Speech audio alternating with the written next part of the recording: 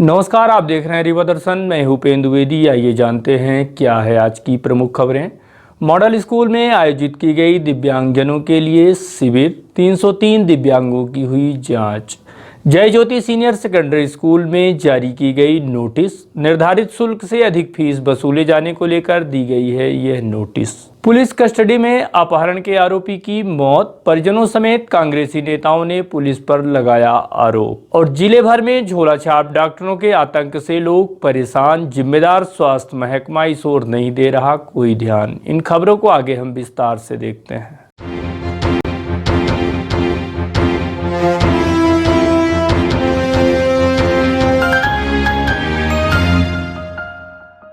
Model school में आयोजित हुई दिव्यांगजनों के लिए समस्या निवारण शिविर।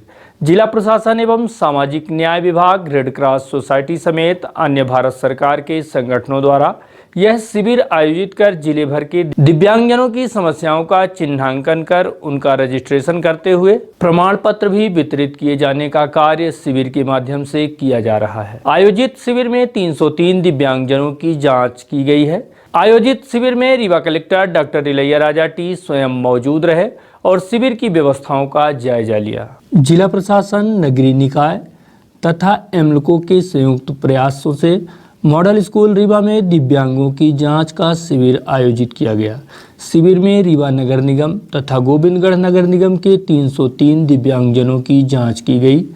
इसमें से 253 दिव्यांग कृत्रिम उपकरण के लिए पात्र पाए गए हैं। इन्हें शीघ्र ही इसका वितरण किया जाएगा। इसके अतिरिक्त शिविर में 10 आवेदन पत्र लीगल गार्जियनशिप के लिए तथा 10 आवेदन पत्र निरामया बीमा योजना के लिए प्राप्त किए गए। एल्मको संस्था द्वारा पात्र दिव्यांगों को कृत्रिम उपकरण प्रदान किए जाएंगे। कलेक्टर ने कई दिव्यांगजनों से चर्चा करते हुए शिविर में दी जा रही सुविधाओं के संबंध में जानकारी ली। शिविर का आयोजन प्रातः 10 बजे आरंभ हुआ। कलेक्टर डॉक्टर इलैया टी ने शिविर में बनाए गए प्रत्येक काउंटर पर जाकर व्यवस्थाओं का जायजा लिया। कलेक्टर ने एल्मको संस्था के शिविर प्रभारी को भी दिव्यांगों के पंजीयन के तथा जांच के लिए पर्याप्त काउंटर बनाने के निर्देश दिए। कलेक्टर ने कई दिव्यांगों को शिविर में मौके पर ही जारी दिव्यांगता प्रमाण पत्र वितरित किया। शिविर स्थल के प्रवेश द्वार पर दिव्यांगजनों का पंजीयन किया गया। इसके बाद उनकी मेडिकल जांच की गई। जिसके पास आय प्रमाण पत्र, आधार कार्ड तथा दिव्यांगता प्रमाण पत्र नहीं थे, उन्हें मौके पर ही आय प्रमाण पत्र, आधार कार्ड तथा दिव्यांगता प्रमाण पत्र प्रदान किए गए। शिविर में आवेदन के लिए फोटो खींचने की भी व्यवस्था की गई थी। शिविर स्थल में दिव्यांगों को निःशुल्क भोजन, चाय, नाश्ते तथा पानी की सुविधा दी गई। दिव्यांगों के अभिलेखों की निःशुल्क फोटोकॉपी भी शिविर में की गई थी। शिविर में कई पात्र दिव्यांगों के दिव्यांगता पेंशन के आवेदन पत्र भरवाए गए। इन्हें शीघ्र ही पेंशन राशि मंजूर की जाएगी। शिविर को सफल बनाने में जिला रेड क्रॉस समिति तथा एनसीसी एवं स्काउट के वॉलेंटियर्स ने सराहनीय योगदान दिया। शिविर में संयुक्त collector Shailendra Singh, deputy collector Rahul Nayak, संयुक्त संचालक सामाजिक न्याय अनिल दुबे, जिला शिक्षा अधिकारी आर्यन पटेल, सहायक संचालक पिछड़ा वर्ग CL सोनी, जिला प्रबंधक ई-गवर्नेंस आशीष दुबे, सहायक संचालक महिला एवं बाल विकास आशीष द्विवेदी, जिला रेड क्रॉस समिति के सचिव विनोद श्रीवास्तव, समाज सेविका श्रीमती सुशीला दुबे, आंगनवाड़ी कार्यकर्ता, आशा कार्यकर्ता तथा नगर निगम के अधिकारी कर्मचारी मौजूद रहे। पीपरवार ये साहब 15 साल हुए हैं। क्या समस्या है? ट्राईसाइकिल के लिए आए हैं। अभी तक क्या सुविधा मिल रही है? सुविधा कुछ नहीं मिली है साहब, बस ट्राईसाइकिल एक आध 2 बार मिली है रेड क्रॉस से। उन ट्राईसाइकिलों को क्या हुआ?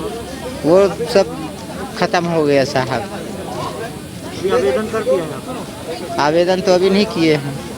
इनको बचपन से पैदाइशी पेंशन मिल रही है इन लोगों की, और मेरे को वो इन लोगों को वही वीर चेयर और बीमा उमा वाला हो जाए, वही सुविधा चाहिए। अभी आवेदन आपने कर दिया है? हाँ, अभी करना है। आवेदन कर दिया? हाँ करना। क्या बोला उन्होंने? अभी कागज वो फोटो कॉपी कराने गए हैं पापा। क्या नाम है आपका? मेरा अन्नपूर्णा शुक्ला। नहीं, ये जिला प्रशासन, सामाजिक न्याय विभाग, रेड क्रॉस और Alimco artificial limb corporation of India है, भारत सरकार का उपक्रम है। सभी की सहयोग से दिव्यांग परीक्षण शिविर का आयोजन किया जा रहा है। आज ये पहला दिन है। इसी प्रकार पूरे जिले का 10 टोटल शिविर के हम लोगों ने प्लानिंग किए हैं। इसके माध्यम से सभी प्रकार के दिव्यांगजन, ऑर्थोपेडिकली हैंडीकैप और ब्लाइंड, विजुअली इम्पेयर्ड, हियरिंग इम्पेयरनेस कितने भी लोग हैं उनका भी, मतलब मुंह और श्रवणवादी रहना सारे बच्चे, और मानसिक विकलांग सभी लोगों के चिन्हांकन किया जाएगा। मेन उद्देश्य तो ये है कि एलएमको के द्वारा कितने भी उपकरण हम लोग इनको दिया जा सकता है, उसको प्रॉपर चिन्हांकन हो, उसका प्रॉपर रजिस्ट्रेशन हो। ये परीक्षण शिविर है। इसके बाद उपकरण बन के भी आएगा, फिर वितरण शिविर अलग से लगाया जाएगा। बट उसके साथ साथ हमेशा दिव्यांगजन की एक मेडिकल बोर्ड के समस्या रहती है। सो आज मेडिकल बोर्ड भी सभी प्रकार के लोगों को बैठे हुए हैं। साइकोमेट्रिक टेस्ट, ऑडियोमेट्रिक टेस्ट और आंख का परीक्षण और ऑर्थोपेडिकली हैंडीकैप्ड उन सबको परीक्षण करके दिव्यांग प्रमाण पत्र भी आज ही जारी किया जाएगा। मतलब पहले जब भी मेडिकल बोर्ड बैठती है तो टाइम लगता है, बट वो ना करते हुए आज पूरा प्रोसेस कंप्लीट करके आज जारी करने के लिए व्यवस्था भी किया गया है। आज बहुत अच्छा रिस्पांस भी है। हम लोग यही चाहते हैं कि आज हमारी लोकल बॉडीज़ है, नगर निगम और जनपद पंचायत, ग्राम पंचायत, वो सभी को लहा हुआ है। सभी लोग अपना अपना एरिया के वार्ड वाइज, गाँव वाइज लिस्ट बना रहा है, फिर वो दिव्यांगजन को इस शिविर में लेके आता है और इसके माध्यम से अधिक से अधिक लोगों का फ़ायदा पहुंचाने के लिए उद्देश्य। जय ज्योति सीनियर सेकेंडरी स्कूल को जिला शिक्षा अधिकारी ने जारी किया नोटिस। यह नोटिस विद्यालय को निर्धारित शिक्षण शुल्क से अधिक फीस वसूले जाने को लेकर जारी की गई है। इस बात की शिकायत विगत 3 नवंबर को अभिभावकों द्वारा कमिश्नर कार्यालय पहुंचकर मध्य प्रदेश शासन मुख्य सचिव के नाम कमिश्नर को ज्ञापन सौंपा गया था। अभिभावकों की इस बात को गंभीरता से लेते हुए मध्य प्रदेश शासन स्कूल शिक्षा विभाग वल्लभ भवन भोपाल द्वारा विद्यालय के खिलाफ कार्यवाही करने के निर्देश जिला शिक्षा अधिकारी को दिए गए हैं, जिसके बाद इधर जिला शिक्षा अधिकारी द्वारा स्कूल प्रबंधन को नोटिस जारी करते हुए स्कूल की मान्यता समाप्त किए जाने समेत अधिक मात्रा में वसूली गई फीस को वापस किए जाने के निर्देश जारी किए गए हैं। जेपी नगर में संचालित विद्यालय जय ज्योति, जिसका संचालन जेपी इंडस्ट्रीज ग्रुप द्वारा किया जा रहा है, विद्यालय प्रबंधन के खिलाफ अभिभावकों द्वारा विगत 3 नवंबर को शिकायत दर्ज कराई गई थी कि विद्यालय में उच्च न्यायालय समेत शासन के आदेशों की धज्जियां उड़ाकर अभिभावकों से निर्धारित शुल्क से अधिक फीस वसूल की जा रही है। पुष्पेंद्र मिश्रा है, जो उन्हीं गांव जेपी के पास का है, और हमारे यहाँ चूंकि हाई कोर्ट के 2 बार आदेश पारित हो गए थे, स्कूल जो है कोरोना काल के समय केवल ट्यूशन फीस वसूल करे। 2 बार हाई कोर्ट के इस पे आदेश आ चुके हैं। इसके बाद भी जेपी सीमेंट का जय ज्योति स्कूल है, जो कि माइनिंग लीज की जमीन पे चलता है, और जयप्रकाश सेवा संस्थान एक ट्रस्ट है जिसके नाम पे करोड़ों रुपए का टैक्स जेपी उसमें रिबेट लेती है शासन से।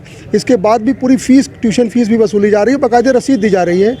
ट्यूशन फीस के अलावा कंप्यूटर फीस, टाई बेल्ट और आपका इंश्योरेंस करवाया गया बच्चे का ज़बरदस्ती, बच्चा एक भी दिन स्कूल गया नहीं, वो सब फीस वसूली जा रही है अनैतिक रूप से। और प्रबंधन द्वारा बहुत ज़्यादा दबाव बनाया जाता है पेरेंट्स को फ़ोन कर करके, जिसके जो फिर न जमा कर पाए, जबकि इसमें कोरोना काल में आधे लोगों को उसने जॉब से निकाल दिया, लोगों को काम पे भी नहीं रखा है, लोग बेरोजगार बैठे हुए हैं, ज़बरदस्ती उन्हीं के बच्चे पढ़ रहे हैं उसी स्कूल में, आसपास के लोकल में। तो उन सबसे फीस का दबाव का वसूलने का दबाव बनाया जाता है अनावश्यक रूप से। ना दिया जाए तो बच्चे को नाम काटने की, एग्ज़ाम न देने की धमकी दी जाती है कि बच्चे को भविष्य खराब हो जाएगा, फीस दो गई। तो टीचरों को जिम्मेदारी सौंप दी गई है कि क्लास की कि अपनी फीस वसूलो। बेचारे टीचर पेरेंट्स के घर घर जाके फीस वसूली कर रहे हैं, दिन भर फ़ोन करते हैं अनावश्यक। अब हम खुद ही मार्च से बेरोजगार घर में बैठे हुए, हमारी कोचिंग चलती थी, आज तक नहीं चल रही, शासन ने आज तक नहीं खोली, हम घर में बैठे हुए 6 महीने से। इसके बाद भी अनावश्यक फीस वसूली का दबाव बनाया जा रहा है। इस बार पूरी कंप्यूटर फीस 1500 रुपये हमसे ली गई है, अप्रैल से लेकर के सितंबर तक की 300 रुपये महीना कंप्यूटर फीस वसूली। चालू भी नहीं हुए, स्कूल चालू नहीं हुए, स्कूल का कोई बच्चा नहीं जा रहा, कहीं से नहीं जा रहा है। और ऑनलाइन भी केवल व्हाट्सएप में पन्ने खींच के किसी कॉपी किताब गाइड के भेज दिए जाते हैं बच्चों को। ऑनलाइन भी एक फॉर्मेलिटी की जा रही है। ऑनलाइन क्लास में कोई रेगुलर क्लासेस थोड़ी ना चल रही, ऑनलाइन क्लासेस चल रही हैं। अभी आप कहाँ अभी हम कलेक्टर साहब को भी दे करके आए जन सुनवाई में। कलेक्टर साहब ने कहा कि शिक्षा अधिकारी को भी एक प्रति दे दीजिए। पहले रिसीविंग करके दे रहे थे कि आप इसको दे दिए, फिर बोर्ड मैंने कहा नहीं सब प्रतिलिपि हम दे रहे हैं उनको वैसे भी, तो वो रख लिए, बोले आप एक शिक्षा अधिकारी को दे दिए। अभी कमिश्नर साहब रीवा को दिए हुए हैं। अब इसके बाद हम इसको मुख्यमंत्री कार्यालय को फैक्स भी करेंगे, और आपका जिला शिक्षा मंत्री जो है माननीय शिक्षा मंत्री भोपाल वल्लभ भवन, और मुख्य सचिव जो है वल्लभ भवन, तीनों को हम फैक्स भी करेंगे। सर कम से कम 2000 बच्चे हैं, बड़ी स्कूल है सर, छोटी स्कूल नहीं, बड़ी स्कूल है। 2000 से ऊपर बच्चे, मतलब 50 लाख रुपए वसूले जा रहे हैं अनैतिक रूप से। और हाई कोर्ट का दो बार स्थगन आदेश आ चुका है। कलेक्टर साहब इनकी मीटिंग लेके बता भी चुके हैं कि आपको केवल ट्यूशन फीस वसूली है हाई कोर्ट के नियमानुसार। एक बार सारी स्कूलों की मीटिंग बुलाए थे CBSE, इसके बाद भी लगातार ये वसूल रहे हैं। विद्यालय की इस मनमानी को रीवा दर्शन द्वारा प्राथमिकता से प्रसारित किया गया था, जिसका खास असर यह देखा गया कि स्कूल शिक्षा विभाग द्वारा जय ज्योति स्कूल को नोटिस जारी करते हुए मान्यता समाप्त किए जाने की बात कही गई है। साथ ही अभिभावकों से वसूली गई अतिरिक्त शुल्क को भी वापस किए जाने निर्देश जारी किया गया है। इस संबंध में जिला शिक्षा अधिकारी आर्यन पटेल से बात की गई तो उन्होंने जारी नोटिस के संबंध में जानकारी दी।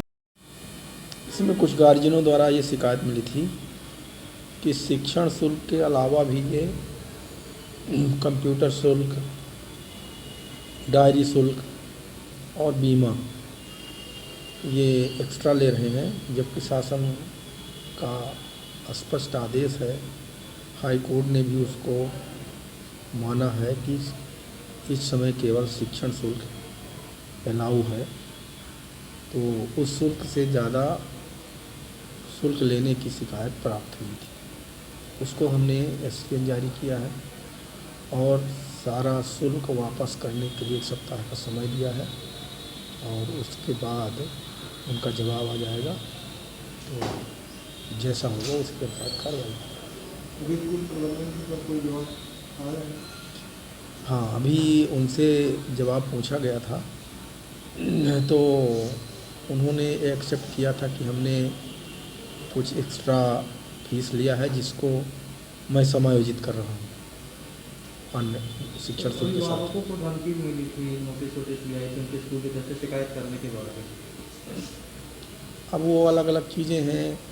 स्कूल वालों का कहना है कि वो कोई ट्यूशन पढ़ाते थे जिसको हमने उस परिसर में या उसमें बैन कर दिया तो उसकी वजह से नाराज़ हैं। तो इन सब चीज़ों से अपने को मतलब बहुत नहीं है, अपने को तो पिन पॉइंटेड जो भी है उस पर बात करें। पुलिस कस्टडी में अपहरण के आरोपी की मौत के बाद परिजनों का हंगामा। यह मामला मंगलवार की शाम का है, जहां बिछिया थाना क्षेत्र अंतर्गत चिरौला मंदिर के समीप रहने वाले पुष्पेंद्र पटेल के अपहरण के आरोप में पुलिस द्वारा गिरफ्तार किए गए श्रवण शुक्ला की पुलिस कस्टडी में मौत हो गई। मौत के पश्चात परिजनों ने हंगामा खड़ा कर दिया। वहीं इस मौत के बाद कांग्रेसी नेता विनोद शर्मा ने संजय गांधी अस्पताल पहुंचकर पुलिस पर बर्बरता का आरोप लगाया और कहा कि अंग्रेजों के जमाने की तरह पुलिस का अमानवीय चेहरा सामने आया है। पैसे के लेन देन में हुए आपसी विवाद व अपहरण को लेकर पुलिस ने जिस आरोपी को गिरफ्तार किया था उसकी पुलिस अभिरक्षा में बीमारी के चलते मौत हो गई। इस घटना के बाद मृतक के परिजनों ने हंगामा खड़ा कर दिया। मृतक का PM बुधवार को संजय गांधी हॉस्पिटल में किया गया। इस दौरान हंगामे की स्थिति को देखते हुए हॉस्पिटल में भारी पुलिस बल तैनात रखा गया। मौके पर अतिरिक्त पुलिस अधीक्षक शिव कुमार वर्मा समेत तहसीलदार यतीश शुक्ला भी हॉस्पिटल में मौजूद रहे। इस घटना के बाद परिजनों ने पुलिस पर कई गंभीर आरोप लगाए हैं। मिश्रा नाम है। विवाद नहीं चल रहा था। जो लड़का मेरा पैसा लिया था उस लड़के को मैं ले आया था अपने मामा जी के यहाँ, शारदा सिंह जी के यहाँ। वहाँ पुलिस वाले आए, बोले बात करनी है और थाना ले जा रहे थे। और ये मामा जी का माने जब सीना में अचानक दर्द होने लगा, पानी वानी पिए तो उनको चक्कर आ गया। यहाँ ले आए तो पुलिस वाले लोग बोले कि सिर्फ बेहोश हुए हैं, कुछ नहीं हुआ है, ठीक हो जाएंगे करते करते देख लीजिए। मेरा कुछ भी बात किसी से नहीं है, वो पैसा लिया था बस, और कोई भी बात नहीं है। थाने वाने कहीं नहीं ले गए, हॉस्पिटल ले गए। आज शाम को हमें सूचना मिली कि हमारे भाई को पुलिस पकड़ के ले गई और मैं जब यहाँ आया और अपने भांजे से फ़ोन पर भाई की संपर्क किया कि कहाँ हैं आप, तो वो ये बताया कि संजय गांधी में है। और यहाँ संजय गांधी में लगभग 2-3 घंटे तक हम गिड़गिड़ाते रह गए। अस्पताल प्रशासन से, पुलिस प्रशासन से किसी मान हमें छोड़ दिया जाए, हम कहीं नर्सिंग होम में जाकर अपने भाई का दवा हुआ करा लें, लेकिन पुलिस प्रशासन द्वारा यहाँ गेट बंद कर लिया गया और हमें हमारे भाई को नहीं ले जाने दिया गया। भांजे से पैसा लिया था एक पटेल, तो पटेल वो मिल गया तो बोला कि बेटू दादा हम चलो तुम्हारे यहाँ लिखवा देते हैं वकील साहब से, एग्रीमेंट करवा देते हैं कि इतने दिन में तुम्हारा पैसा दे देंगे। और वो वकील साहब के पास जाके बैठे थे, उसकी औरत फ़ोन कर देती है कि हमारे पति का अपहरण हो गया है, मार डालेंगे, उसको ले जाएंगे। पुलिस वहाँ जाती है, वकील साहब के यहाँ छापा मारती है, वहाँ पर हमारा भाई रहता है और भांजा रहता है, वो भी कुर्सी में बैठे रहते हैं, पटेल जी भी। पुलिस जब उनको भाई को मारे उठा कर ले जाती है, उसी दहशत में उनके सीने में दर्द होता है और यहाँ ला रहे हैं। अब दवा नहीं कराने पाए, कहीं हम ले नहीं जाने पाए।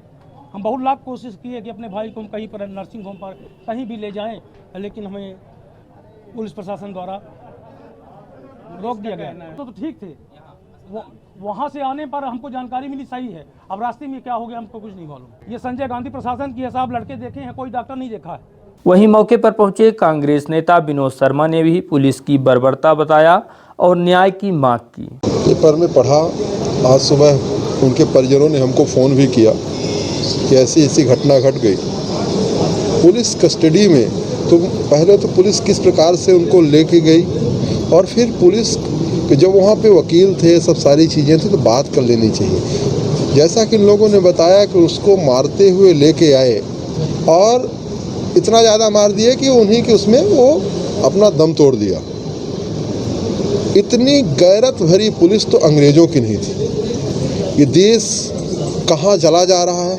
पुलिस के पास वर्दी है तो किसी आम इंसान को, गरीब को जब चाहे तब मार दे, कुचल दे, आवाज़ को दबा दे।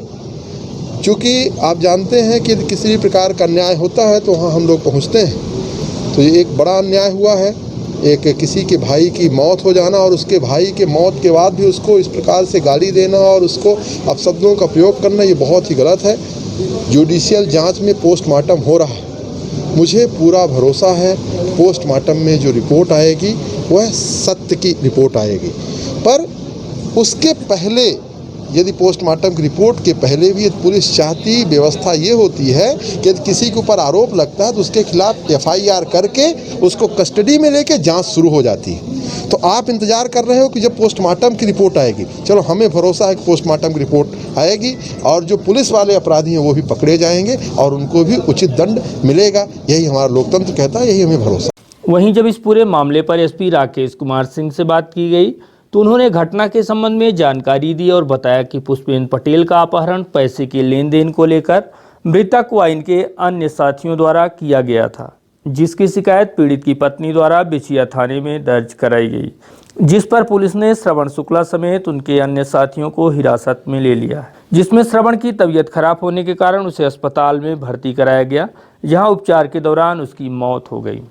पुष्पेंद्र पटेल नाम के एक लड़के के अपहरण की सूचना थाना बिछिया में उसकी पत्नी द्वारा दी गई थी। उसका नाम पूजा पटेल है। तो उस सूचना के बाद उसके नंबर की तस्दीक करते हुए पुलिस ने उसकी लोकेशन ट्रेस की। लोकेशन ट्रेस करने के बाद लोकेशन के स्थान पर पहुंचे तो वहां पे अपहृत व्यक्ति भी मिला और साथ में जो लोग ले गए थे आरोपीगण, उनको भी मिले। उनमें से एक आरोपी जो जिसका निधन हुआ है वो भी मिला और उसको जब ला रहे थे तो उसको सांस फूलने लगी।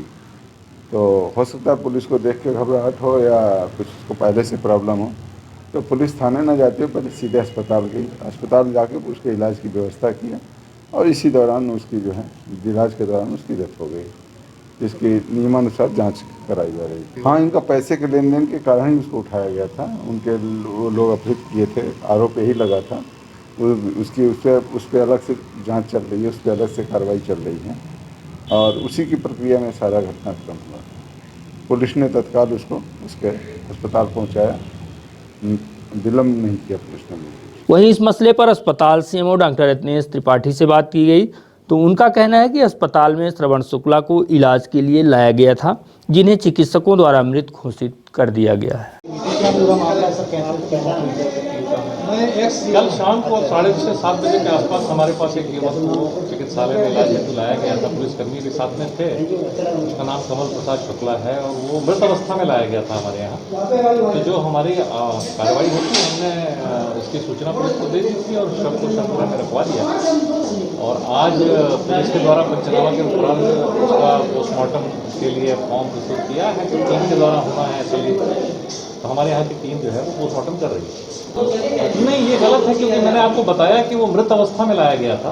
तो मृत अवस्था में लाए जाने व्यक्ति के साथ जिले भर में झोलाछाप डॉक्टरों की वजह से लोगों की जिंदगी के साथ हो रही है खिलवाड़। स्वास्थ्य अमला व जिम्मेदार अधिकारियों की निष्क्रियता एवं मिली भगत के चलते जिले भर में जगह जगह झोला छाप चिकित्सक सक्रिय हैं, जो लोगों की मजबूरी का नाजायज फायदा तो उठाते ही हैं, साथ ही पैसे कमाने के चक्कर में लोगों की जिंदगी के साथ खिलवाड़ भी कर रहे हैं। ताज़ा मामला रीवा जिले के अतरेला थाना क्षेत्र का है, जहां पर झोला छाप डॉक्टर द्वारा किए गए गलत इलाज से एक युवती के आंखों की रोशनी तक चली गई है, जिसकी शिकायत युवती व इसके परिजनों ने एसपी कार्यालय पहुंचकर की है। हम जिम्मेदारी पर बताते हैं। बात नहीं, आप बोल रहे हैं हमने कोई दवाई नहीं की है, आप की दवाई कौन बोल रहा है कि आप बना के दिया है? हां तो केस ठीक है, ठीक है ना। जब दिन रिपोर्ट आ जाएगी ना हमारे वाले हमारे पास नहीं आएंगे, आप यहाँ नहीं आएंगे आपके पास, हमारे रिपोर्ट आ जाएगी, ठीक है ना। उस दिन फिर ये कुछ नहीं रहेगा। हाँ चलो ना, ठीक है ना। इसलिए प्रेम से आपसे बात कर रहे हैं, समझा रहे हैं आपको। भैया खड़े थे, मैंने ये तक बोला दवाई नहीं बेकार करेगा, जहर कानून करता ही है। तो फिर आखिर हुआ कैसे ये बताइए। दवाई नहीं नहीं होती है, बता सुनिए। हिमोग्लोबिन महीने तो बुखार होता अपना किया ना लेते हो। सुनिए आज भी डॉक्टर सब फोटो खींचेगा, हमारी बात बताइए, हमारी बात सुनिए। आप भी डॉक्टर हैं, अगर मलेरिया टाइफाइड खून की कमी होगी। जिले भर में कुकुरमुत्ते की तरह जगह जगह झोला छाप चिकित्सक अवैध तरीके से क्लिनिक संचालित कर रहे हैं, साथ ही लोगों को लूट भी रहे हैं। इतना ही नहीं, लोगों की जिंदगी के साथ खिलवाड़ भी की जा रही है। बावजूद इसके जिम्मेदार स्वास्थ्य अधिकारी इस बात को नज़रअंदाज कर रहे हैं। इसकी वजह क्या है यह तो यही जाने, किंतु जिस तरह से लोगों की जान के साथ खिलवाड़ की जा रही है वह अत्यंत चिंता का विषय है। माना यह जा रहा है कि स्वास्थ्य विभाग की मिली भगत के चलते जगह जगह अवैध तरीके से झोला छाप चिकित्सक क्लिनिक संचालित कर रहे हैं और लोगों के स्वास्थ्य के साथ खिलवाड़ कर रहे हैं। गत दिवस एसपी ऑफिस शिकायत लेकर पहुंची एक पीड़ित युवती ने बताया कि झोला छाप चिकित्सक के इलाज से उसके आंख की रोशनी तक चली गई है। नीतू तिवारी। अभी आप एसपी कार्यालय ज्ञापन देने आई हैं, किस संबंध में, क्या हुआ? मेरे को करंट लगा था, इसके बाद मेरे को 3 घंटे होश नहीं आया। भैया लोग लेके गए हॉस्पिटल, वहाँ डॉक्टर यादव ने, शमशेर कुमार यादव, उसने मेरे को इंजेक्शन लगाया, बॉटल चढ़ाया, 7.5 थे बॉटल चढ़ाया। इसके बाद मुझे होश आया। उसने कहा कि टाइफाइड मलेरिया है, 6 महीने से आ रही है। और इसके बाद उसने मुझे 3 दिन बुलाया। इसके बाद 3 दिन बुलाने के बाद फिर घर में भी इंजेक्शन दिया था लगाने के लिए, 1500 1200 की इंजेक्शन दिया था लगाने के लिए। इसके बाद दवाई चल रही थी, फिर तबीयत हल्की नॉर्मल हो गई। इसके बाद धीरे धीरे हमारी आँख में कमज़ोरी आने लगी, हमारे आँख में हल्का सा दिखाई देना बंद हो गया, दवाई का रिएक्शन शुरू हो गया होना। इसके बाद हल्का सा दिखाई देना बंद हो गया, फिर इसके बाद आधा दिखाई देने बंद हो गया, फिर पूरा दिखाई देना बंद हो गया, एकदम से बंद हो गया दिखाई देना 2-3 दिन में। फिर इसके बाद हम जवा गए डॉक्टर को दिखाने। कौन डॉक्टर है? डॉक्टर पाड़े। उन्होंने चेकअप किया, उन्होंने बोला कि आपकी आँख पूरी तरह से ख़राब हो चुकी है, आप यहाँ से चित्रकूट चले जाइए, जानकी कुंड। फिर मैंने वहाँ दिखाया, फिर ये लगा कि शायद रीवा वगैरह में ठीक हो जाएगा। मैंने रीवा भी आया, डॉक्टर राजेश सिंह को दिखाया, उन्होंने हाथ ही नहीं लगाया। डॉक्टर चारू सिंह को दिखाया, उन्होंने भी हाथ नहीं लगाया, डायरेक्ट उन्होंने वो बनाया और बोला आप यहाँ से चले जाइए चित्रकूट। चित्रकूट में दिखाए, वहाँ जांच हुई, दवाई का रिएक्शन निकला और उन्होंने डायरेक्ट वहाँ का डॉक्टर जवाब दे दिया। 1 हफ्ते में बुलाया था, गोली दवाई वगैरह दिया था और फिर इसके बाद मेरे को वहाँ बुलाया थे। फिर अभी मैं गई थी 4 तारीख को, फिर वहाँ गई, जाने के बाद डायरेक्ट डॉक्टर ने वहाँ जवाब दे दिया आँख का पर्दा ख़राब हो चुका है, पूरा दवाई के रिएक्शन की वजह से झिल। के डॉक्टर ने क्या बोला आपको? चित्रकूट के डॉक्टर ने क्या बोला? चित्रकूट के डॉक्टर ने यही बोला कि गोली दवाई का रिएक्शन हुआ है, इसकी वजह से आपकी आँख का पर्दा फट चुका है। हाँ, जिस डॉक्टर को आपने दिखाया था रामबाग में, क्या वो सरकारी डॉक्टर है? नहीं, सरकारी नहीं है, उसे सिर्फ मेडिकल खोलने का आदेश दिया गया है, लेकिन वो मेडिकल भी खोला है, प्लस वो गोली दवाई भी करता है, अपने हाथ से दवाई करता है सबका। इसके बाद फिर हमारी वहाँ का डॉक्टर जवाब दे दिया, हम वहाँ से चले आए। अब हम क्या कर सकते हैं? अब हम यही चाहते हैं कि हमारी आँख ठीक होनी चाहिए, उस डॉक्टर ने हमारी आँख ख़राब कर चुकी है, उसके खिलाफ़ कुछ किया जाए और हमारी आँख ठीक होनी चाहिए। अभी हमारी उम्र भी ज़्यादा नहीं है।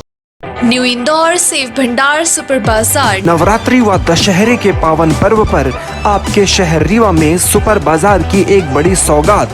अब एक ही छत के नीचे मॉडर्न डेकोरेशन और संपूर्ण सुविधाओं के साथ किराना, प्रोविजन, कॉस्मेटिक, क्रॉकरी की संपूर्ण वैरायटी के अलावा उच्चतम गुणवत्ता के ड्राई फ्रूट्स, उपहारों की आकर्षक पैकिंग व्यवस्था के साथ होम डिलीवरी की विशेष सुविधा। New Indore Sev Bhandar super Bazar, city tower, John tower के पास, college Chowk, Rewa. Household items market से कम कीमत पर, साथ ही 5% की आकर्षक छूट।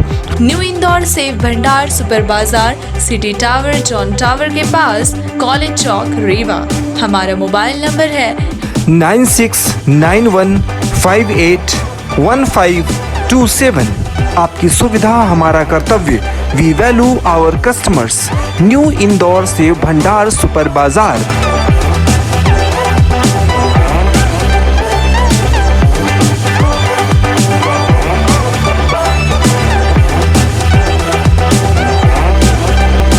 गत दिवस कलेक्ट्रेट स्थित बाणसागर सभागार में आयोजित बैठक में पूर्व मंत्री व रीवा विधायक राजेंद्र शुक्ल समेत प्रशासन स्तर पर लक्ष्मण बाग के उत्थान को लेकर जो निर्णय लिए गए हैं उसे स्वागत योग्य करार देते हुए पूर्व मंत्री महाराज पुष्पराज सिंह एक पत्रकार वार्ता आयोजित की और लक्ष्मण बाग समेत उसके बगल से निकलने वाले नाले सहित अन्य व्यवस्थाओं को बनाए जाने इस कदम को सराहनीय बताया है। आयोजित पत्रकार वार्ता के दौरान महाराज पुष्पराज सिंह, डॉक्टर प्रभाकर चतुर्वेदी समेत जिला गौ संवर्धन बोर्ड के उपाध्यक्ष राजेश पांडे भी मौजूद रहे। देखिए, ये एक बहुत अच्छा प्रयास लिया गया है और शायद पहली बार लिया गया है। इसको अगर हम कहें कि कल महत्वपूर्ण बैठक थी, वो इसलिए थी कि इसके पहले भी जो 2-3 बैठकें हुई हैं और जो एक रास्ता पकड़ा है, वो मैं मानता हूँ कि एक बहुत सही मार्ग है। और केवल ये जो पूरा धराशायी हो रहा था मंदिर या संस्कृति भी एक प्रकार से धराशायी हो रही थी, उसको उठाकर खड़ा करके और उसके साथ साथ उस संस्कृति के साथ साथ जो पूरे विंध्य क्षेत्र की एक रामानुज संप्रदाय के प्रति आस्था जुड़ी है, उसको भी खड़ा करने की एक बहुत बड़ी पेशकश है। मैं उसको अगर आधुनिक भाषा में कहूँगा कि ये नेक्स्ट जनरेशन की एक प्लानिंग है। अगले जो जनरेशन है उसके लिए भी एक बहुत अच्छी योजना है और उसके अच्छे परिणाम आएंगे।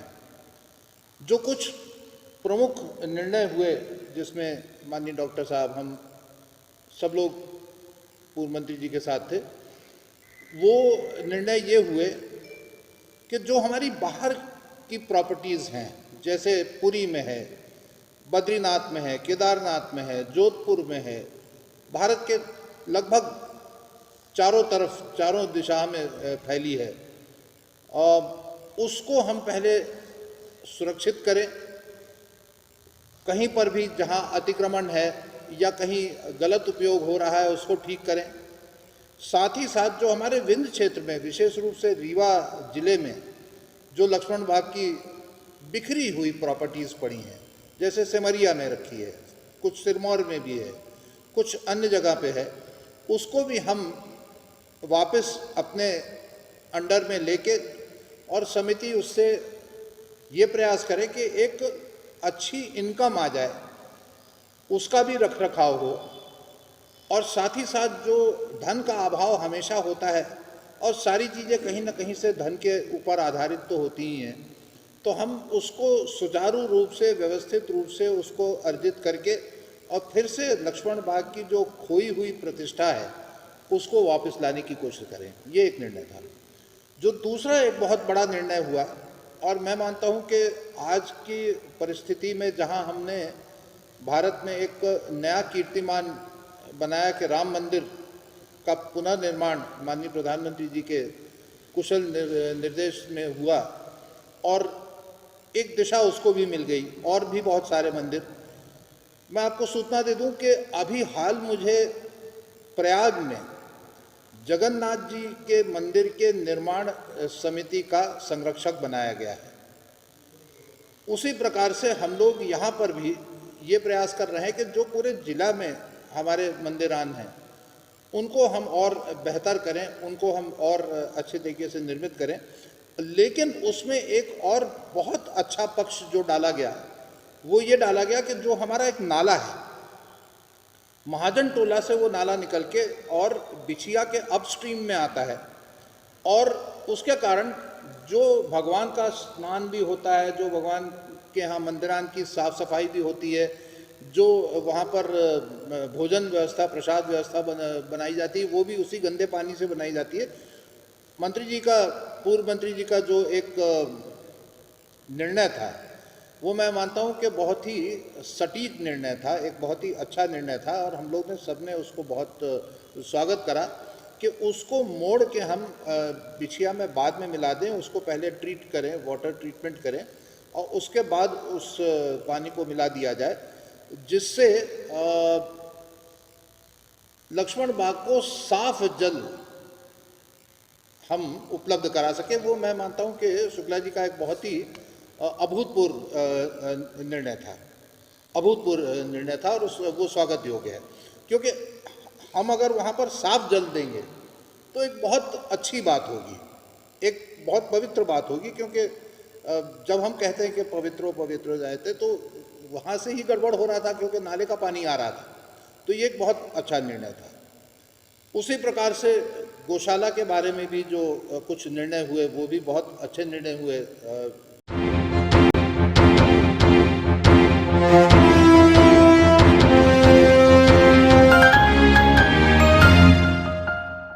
और अब चलने से पहले आज की प्रमुख खबरें एक बार फिर। मॉडल स्कूल में आयोजित की गई दिव्यांगजनों के लिए शिविर, 303 दिव्यांगों की हुई जांच। जय ज्योति सीनियर सेकेंडरी स्कूल को जारी की गई नोटिस। निर्धारित शुल्क से अधिक फीस वसूले जाने को लेकर दी गई है यह नोटिस।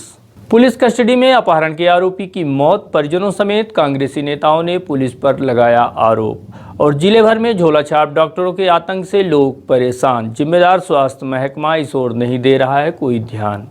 ये थी आज की प्रमुख खबरें। देखते रहिए रीवा दर्शन, दीजिए हमें इजाजत। नमस्कार।